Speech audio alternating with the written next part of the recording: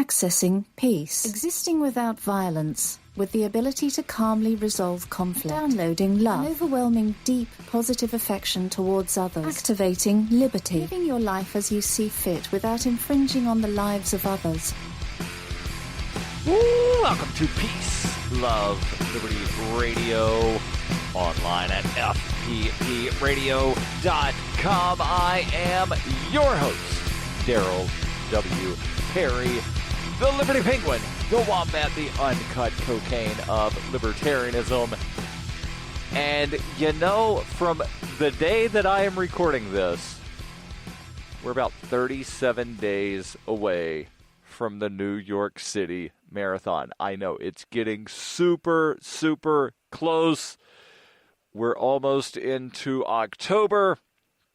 And then that first weekend of November, I will be in New York City. I will be running the New York City Marathon as a member of Team Innocence Project.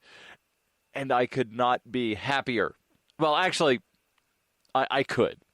I could be slightly happier. Even though I've met the minimum funding goal that the Innocence Project has set in accordance with the rules set forth by the New York Roadrunners, which is the organization that puts on the New York City Marathon. I've met their funding goal, but I have my own funding goal that I would like to meet. I'm currently at $4,500, and I would love to hit $5,000. And there's a day that I'm trying to get people to donate specifically on, and that is October 2nd. Why October 2nd? Well, that's because October 2nd is Wrongful Conviction Day. Yes, that's right. There is a day devoted to wrongful convictions. And the Innocence Project, they help people that have been wrongly convicted. Specifically, they work with clients where there is DNA evidence showing that this person did not commit this crime. The Innocence Project doesn't help people that have been wrongly convicted because there was simply some kind of, shall we call it, a paperwork error.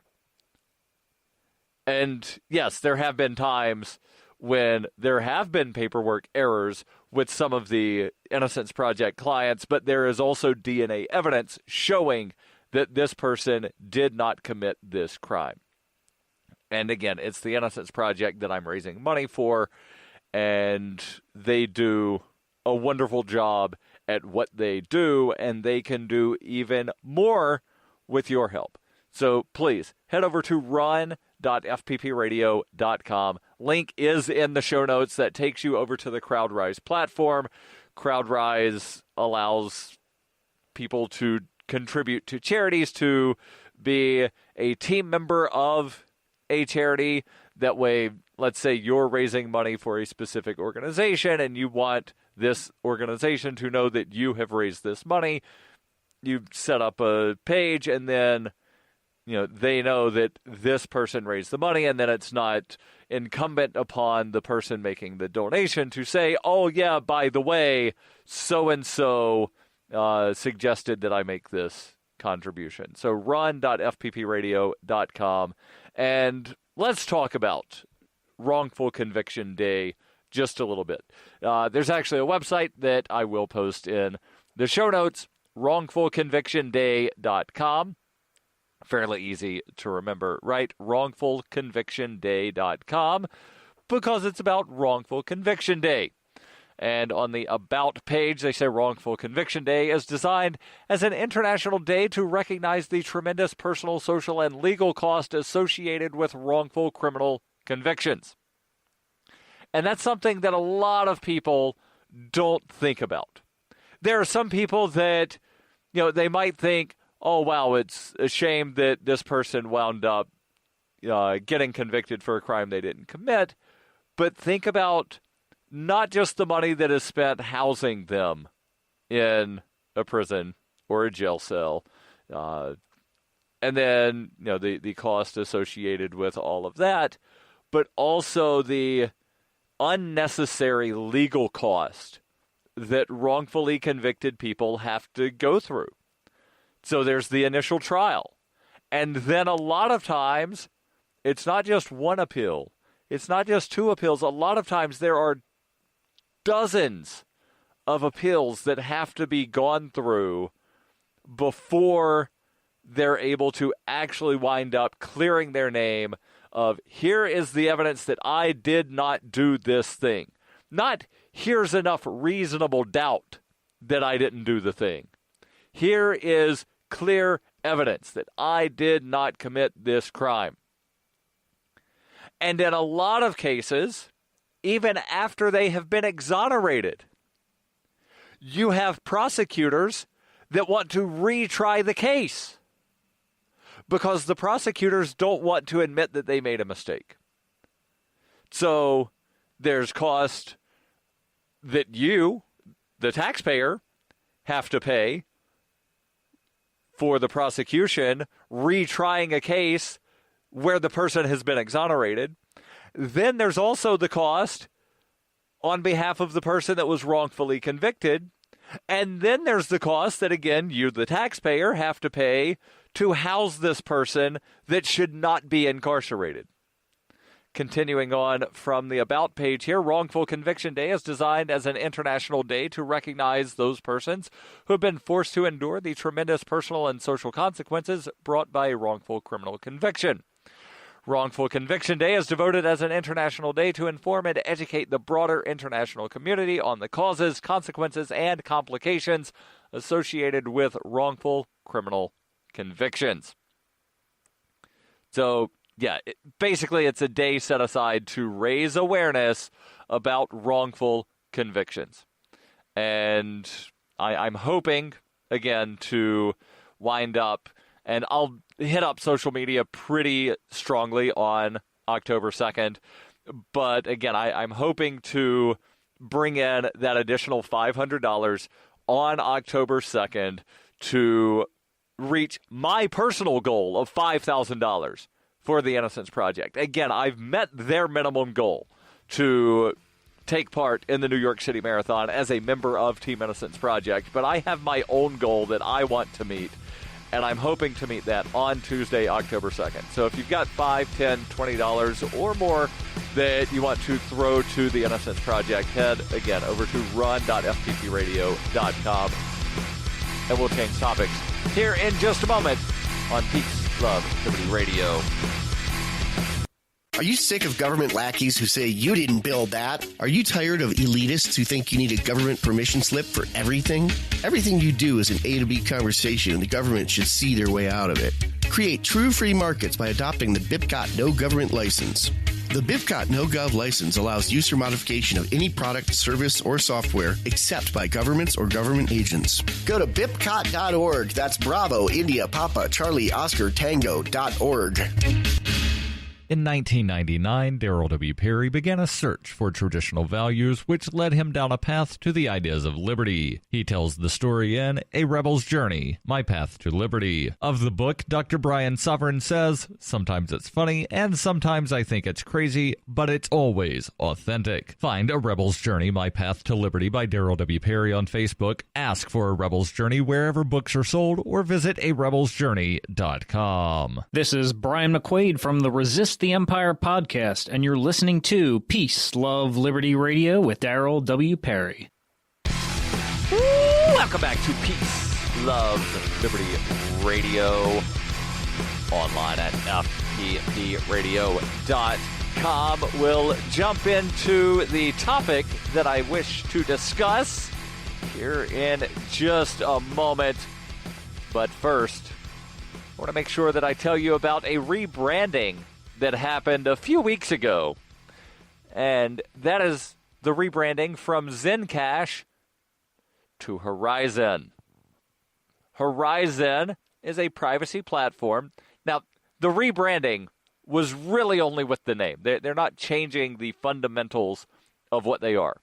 They're a privacy platform built on zero-knowledge technology with a decentralized secure node architecture.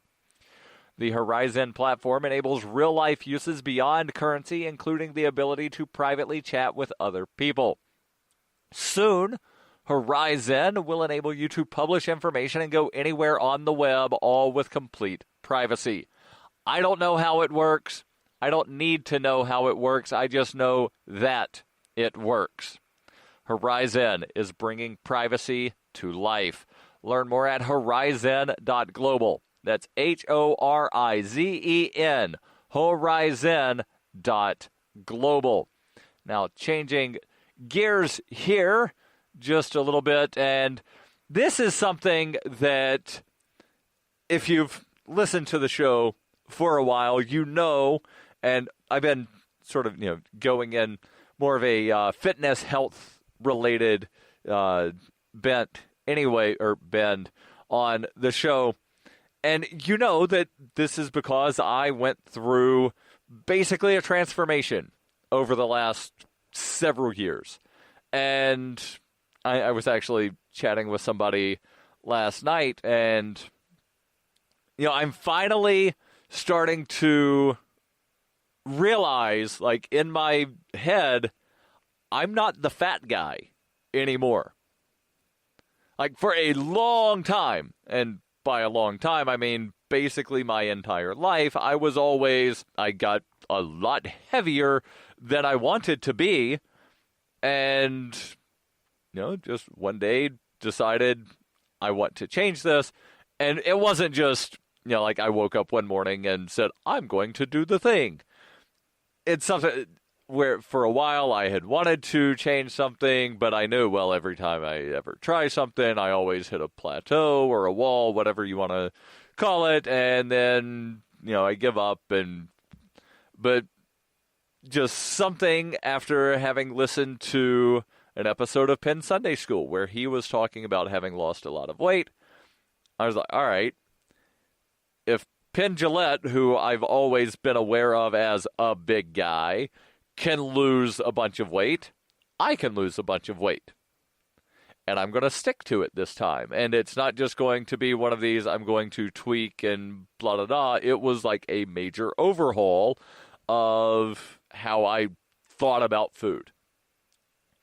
And, even after I initially lost, and I realized that, this number, it still boggles my mind that I was able to lose 145 pounds in less than a year. And after I lost that initial amount of weight, and I'm still upset that, I wound up getting some bad advice at the time, but I thought, oh, well, this person knows better than I do, where the owner of the gym that I was going to said, Darryl, you need to put some weight back on. And so then I just sort of like stopped doing most of what I was doing and put about 30 pounds back on, and I wasn't feeling as good. And after a while, all right, I'm taking this back off. And then I took it back off and kept it off for about 6 months. And when I say it, I mean that, extra 30 pounds. And was in like the 170, 175 range for, again, about 6 months. And then I wound up having some kind of thing with my ankle. And I talked about that several months ago when it happened. And put, like 25 pounds back on. And I'm actually kind of starting to be comfortable with myself at the weight that I'm at, even though, the number on the scale, I would like to be about 20 pounds less than what it is. But, like, I'm starting to be comfortable with my body, if that makes sense. Like, yeah, there are things that I would like to change. I've still got excess skin and spots, and I've still got, little pockets of fat here and there. But, like, I'm mentally, I'm in a good place. And, it's really been within the last few months that I've really been able to admit that to myself. And I forget why started going down this tangent that I was going down about, like how and I realized that I didn't go into details of how I lost a bunch of weight, and I don't want to give specifics because I am not a doctor. I don't want anything I say to be construed as medical advice.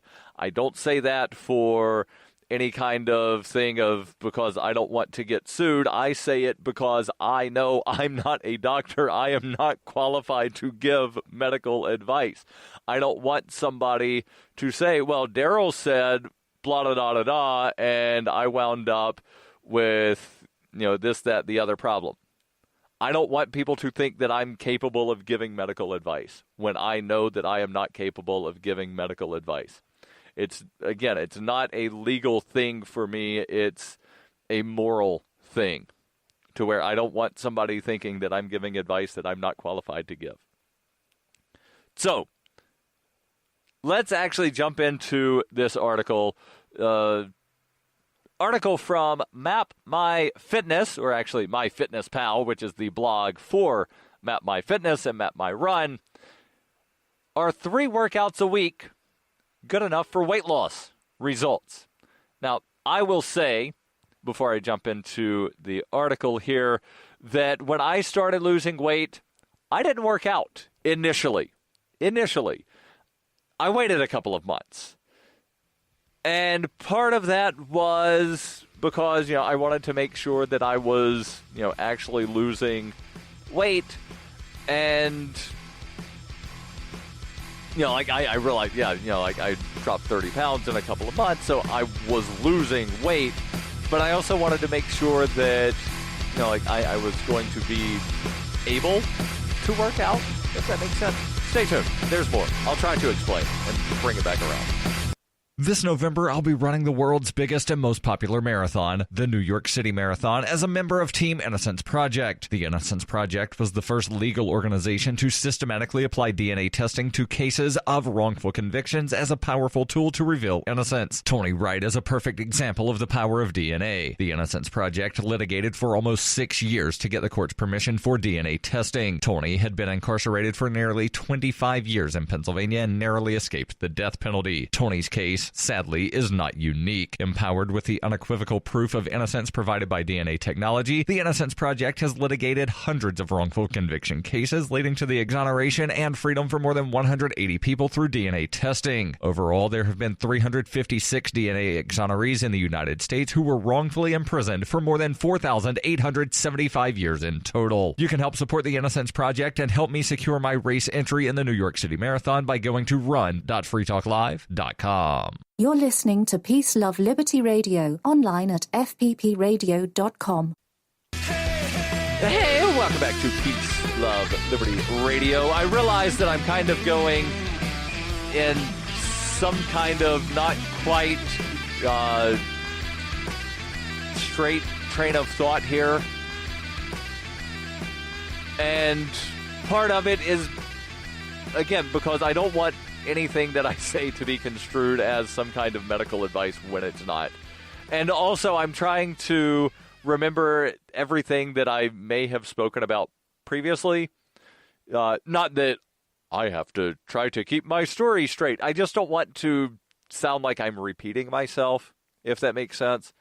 So it's more like, what did I say a couple of minutes ago? Not what did I say 6 months ago, and can I, quote unquote, keep up the illusion?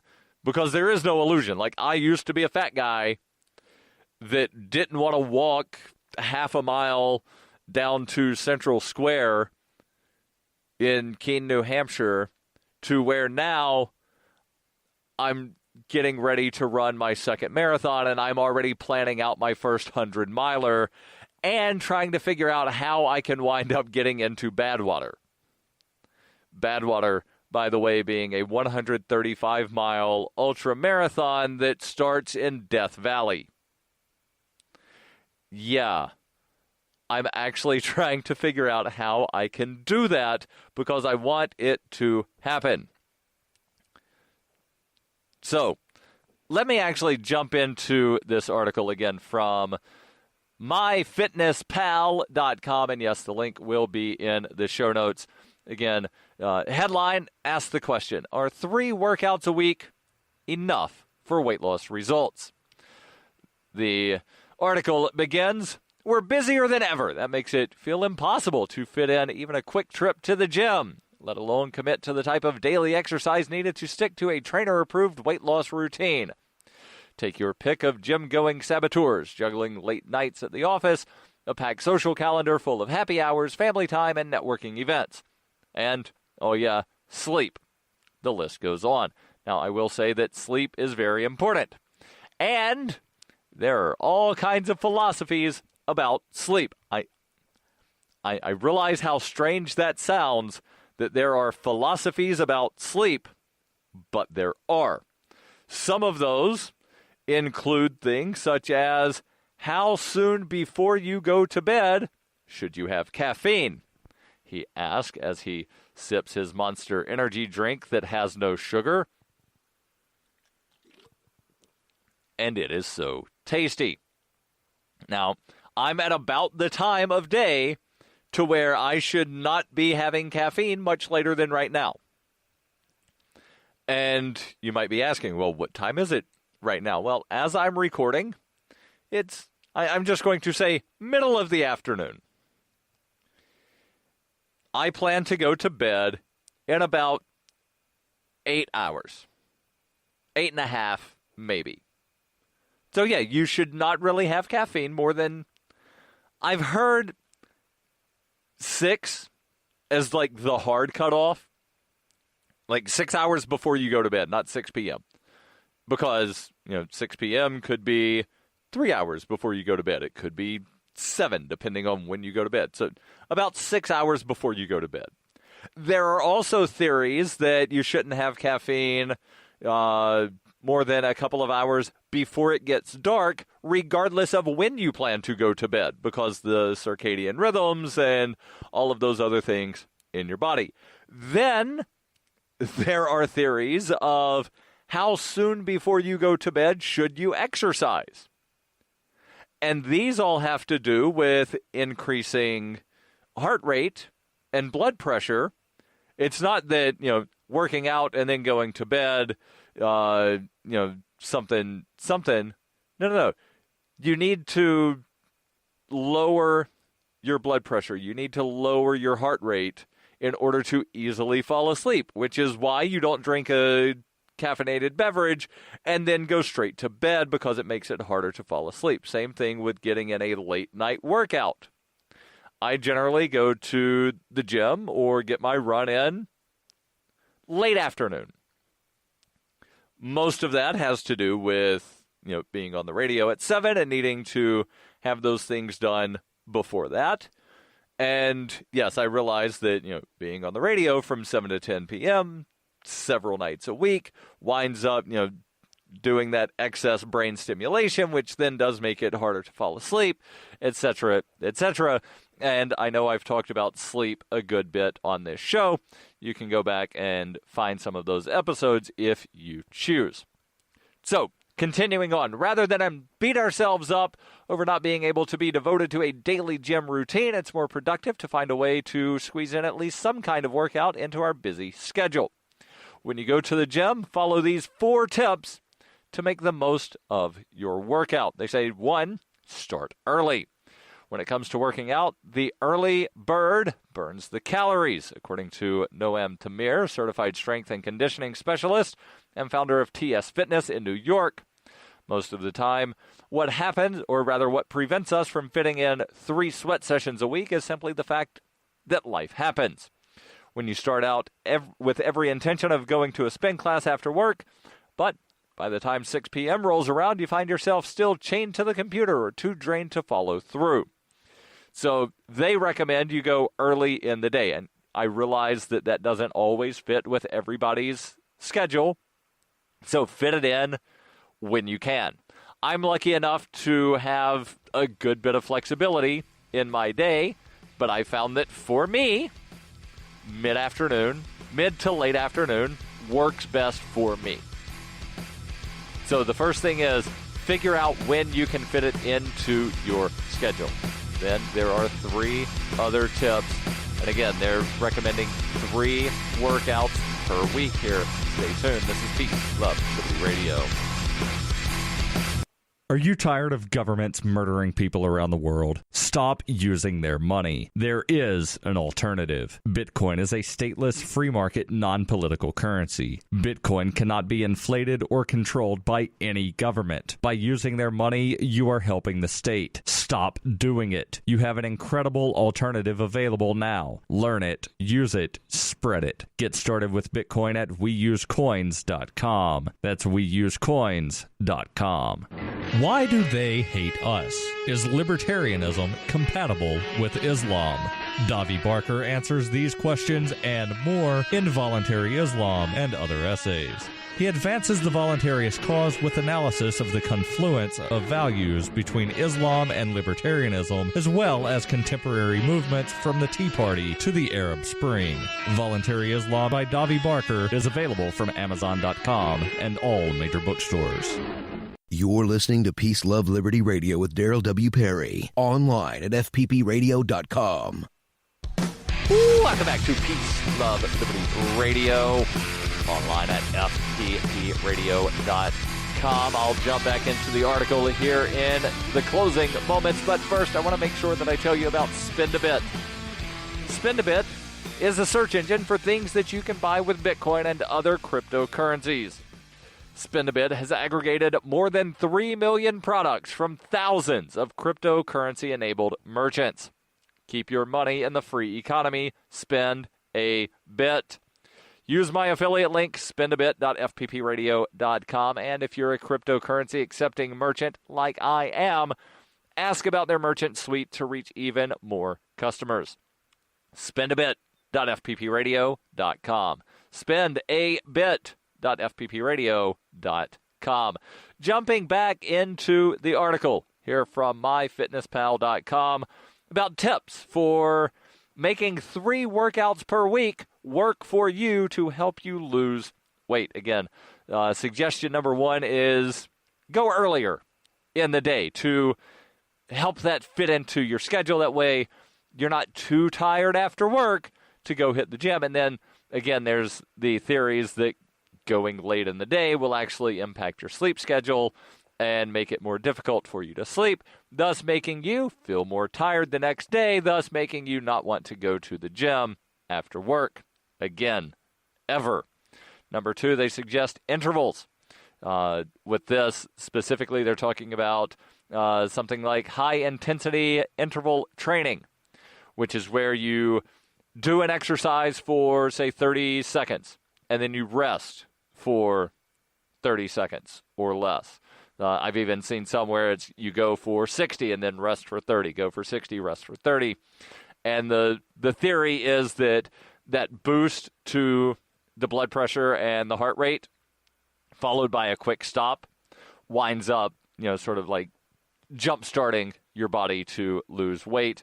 Number 3 is start with strength. Even if the main focus of your gym time is to crush some cardio, research has shown that starting with a quick strength training session can actually help you more efficiently tap into your fat stores when you hit the bike or treadmill within 20 minutes of lifting. And order doesn't matter. If you hit the treadmill first, you'll likely be too tired to really fire up your muscles and strength training. Or rather, order does matter. Start fresh in the weight room before gearing up for cardio to make the most of your workout. And number 4, they say don't discount your desk. On days where you really are too busy to make it to the gym, don't throw in the towel. Make a rule for yourself that if you snooze through your morning workout, you'll take a break from sitting every hour and do, say, 10 squats, stair climbs, and make at least one of your meetings a walking conversation. We're out of time, but I'll be back next Friday answering your questions at ama.fppradio.com. The podcasts of FPP Radio are licensed under Copy Heart We believe that copying is a form of flattery and do not abide by the copyright laws. Those laws serve to restrict the flow of ideas which no one can really own. Copying is an act of love. Love is not subject to law. If you enjoy the show, consider joining the Fans program and get perks like ad-free versions of Peace, Love, Liberty Radio and FPP Radio News, and also get a copy of the monthly newspaper FPP News. To learn more or to join the Fans program, visit fans.fppradio.com.